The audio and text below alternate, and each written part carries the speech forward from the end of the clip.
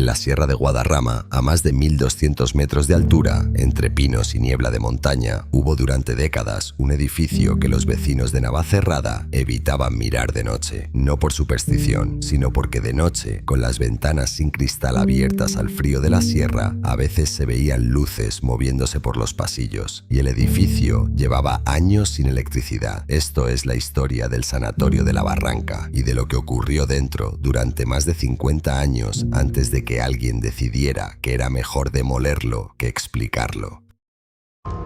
Era 1941. España salía de una guerra que había dejado los pulmones del país destrozados, no solo en sentido figurado. La tuberculosis estaba arrasando la población civil.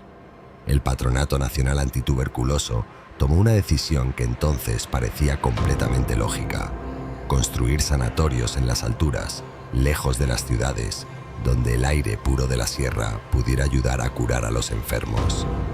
El de Navacerrada se llamó Sanatorio del Santo Ángel de la Guarda. 3 edificios conectados, más de 3000 metros cuadrados, grandes ventanales diseñados para que el aire de la maliciosa entrara sin obstáculos, y en el subsuelo, conectando los edificios entre sí y con la morgue, un túnel. Un túnel que nadie que haya estado dentro ha descrito sin cambiar el tono de voz. Durante años, los tuberculosos entraban por la puerta principal y muy pocos salían por ella. Los que morían, y morían muchos, porque en 1941 la tuberculosis seguía siendo una sentencia, salían por el túnel, directo a la morgue, sin que los demás pacientes los vieran pasar. Era una medida de gestión, una forma de mantener la moral dentro del sanatorio, pero lo que genera en un edificio décadas de muertos que salen en silencio por debajo del suelo es algo que la arquitectura no puede neutralizar. Algo se queda. Cuando la penicilina y la streptomicina empezaron a ganar la batalla contra la tuberculosis, el Sanatorio de la Barranca necesitaba una nueva función. La solución fue tan obvia como perturbadora. Si el edificio estaba aislado en la montaña, lejos de todo, con instalaciones para mantener personas encerradas durante largos periodos, ¿para qué derribarlo? Lo convirtieron en psiquiátrico. Desde los años 60 hasta 1995, La Barranca funcionó como centro de atención especializada en minusválidos psíquicos, hombres con discapacidad intelectual severa, la mayoría de ellos profundos, algunos con trastornos añadidos que en aquella época se gestionaban de maneras que hoy no superarían ningún escrutinio ético. Vivían en el mismo edificio donde habían muerto los tuberculosos, dormían en las mismas habitaciones, caminaban por los mismos pasillos, y el túnel que conectaba los edificios con la morgue seguía ahí, bajo sus pies, exactamente igual que siempre. Lo que sabemos de las condiciones internas viene de testimonios fragmentados, personas que trabajaron allí en los últimos años antes del cierre y que han hablado en voz baja, sin dar su nombre completo, sobre lo que encontraron cuando llegaron. Pacientes en una sola planta mientras el resto del edificio permanecía cerrado y vacío.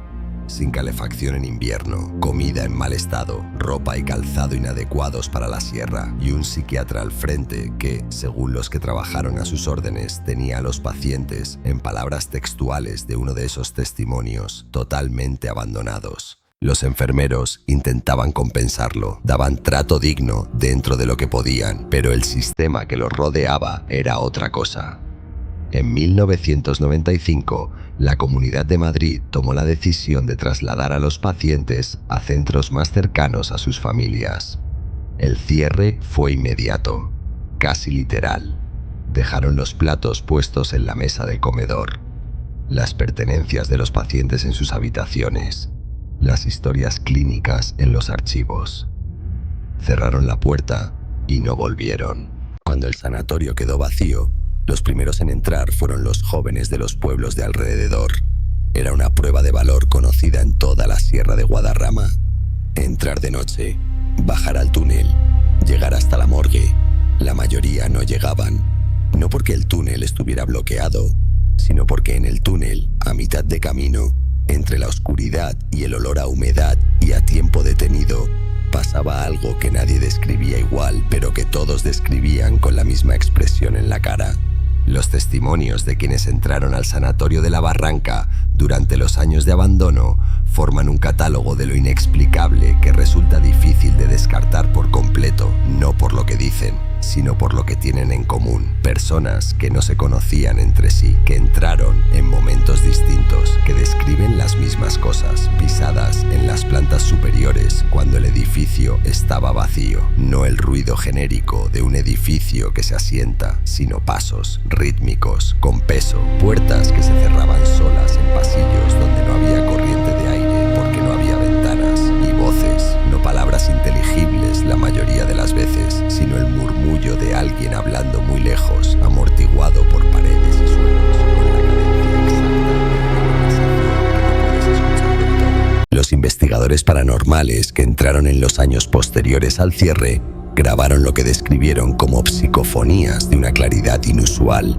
voces que pedían ayuda, voces que decían nombres, voces que en algunas grabaciones parecían responder directamente a las preguntas que se les hacían. Si eso tiene explicación racional o no es algo que cada uno debe decidir por sí mismo. Lo que no tiene explicación racional es lo que ocurría en el exterior. Vecinos de Navacerrada que vivían en la ladera opuesta al sanatorio, con visión directa al edificio, describían durante años la misma experiencia: despertarse de madrugada, mirar hacia la barranca por la ventana y ver luces moviéndose detrás de los grandes ventanales sin cristal. Luces que se desplazaban de habitación en habitación con una lentitud y una regularidad que no encajaba con la de una linterna, más lenta, más constante, como alguien que conoce el edificio de memoria y no necesita apresurarse. Llamaban a la Guardia Civil. Los agentes subían, recorrían el edificio, no encontraban a nadie. Las luces continuaban después de que se marchaban. En marzo de 2024, la Comunidad de Madrid demolió el sanatorio de la Barranca, 3,5 millones de euros, 8 meses de obras. El edificio, que había estado en pie desde 1941, desapareció completamente. La razón oficial: deterioro estructural, riesgo para los visitantes que seguían colándose, necesidad de restituir el espacio al Parque Nacional de la Sierra de Guadarrama. Todo eso es cierto, pero hay algo que los documentos oficiales no mencionan. El túnel sigue ahí. La demolición afectó a los edificios de superficie, pero los sótanos, el subsuelo, la red de galerías que conectaba los 3 bloques con la morgue, esa parte no se demolió. Sigue debajo de la tierra donde estuvo el sanatorio, sellada, enterrada bajo el terreno que la Comunidad de Madrid dice que se va a restituir al Parque Natural. Nadie que haya preguntado oficialmente sobre el estado del túnel ha obtenido una respuesta clara. Pienso en los pacientes que vivieron ahí durante décadas, en los tuberculosos que salieron por debajo del suelo sin que nadie los viera, en los hombres de la segunda etapa que dejaron sus platos en la mesa y sus cosas en las habitaciones cuando los sacaron de allí en 1995, en las voces que tantas personas grabaron en esos pasillos. Y me pregunto qué ocurre con esas voces ahora que el edificio ya no está, si siguen ahí, en el túnel, en la oscuridad del subsuelo, esperando a que alguien baje. Hasta la próxima noche.